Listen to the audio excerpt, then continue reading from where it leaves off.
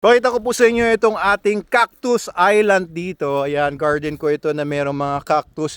Nilagay ko dito yung mga cactus na matagal na sa bahay. Itong candlesticks cactus na to dati. Ayan oh. Ayan, nagsanga-sanga na siya oh. May mga maliliit na siyang suhi. Ayan, dati isang kumpul yan. Binili ko sa isang pari yata yung pinagbilihan ko nito. Ito, magkakasama yan.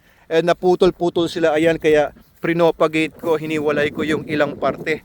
Ayan oh, ang ganda oh. Kaya siya tinawag na candlestick cactus. Parang nga naman siyang candle. Abay, yun! Wow, grabe! Ngayon ko lang napansin na may bunga na pala yung ating cactus. Ay, cactus. Pineapple! Ayan oh, baby pineapple. May mga bulaklak pa oh. Grabe, nakakatuwa naman to.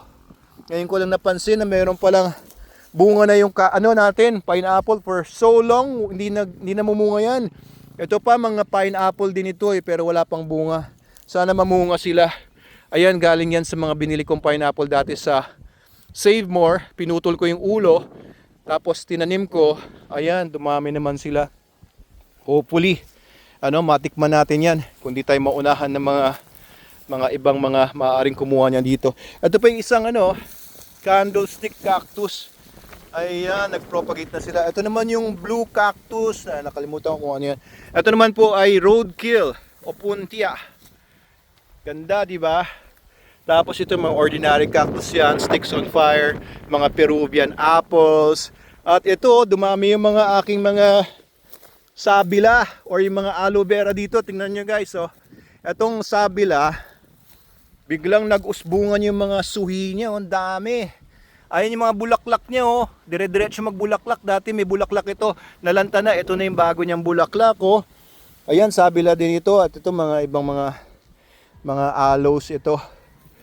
Ayan oh. Ayan yung aking cactus garden. Meron din ako pa ilan-ilan dyan. Kagaya nitong spiralis. Ayan oh, spiralis yan. At ito pang mga ibang ito. Kalimutan ko yung pangalan ito. Mga ordinary lang naman yan. Ito medyo may pagka-rare ito. Kalimutan ko yung pangalan. At ito mga stinkies. Ito yung mga stinkies naman.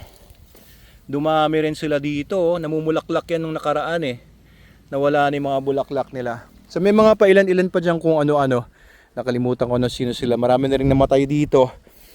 Ito, ang ganda ng tubo dito nung Mother of Thousands oh. Ganda oh. Kumpul-kumpul talaga yung mga dahon nila. Hindi kagaya sa bahay, hiwa-hiwalay. Ayan, Mother of Thousands. Ayan, so ayan lang po yung maipagmamalaki ko. Wala masyado. Basta yan po yung aking cactus garden.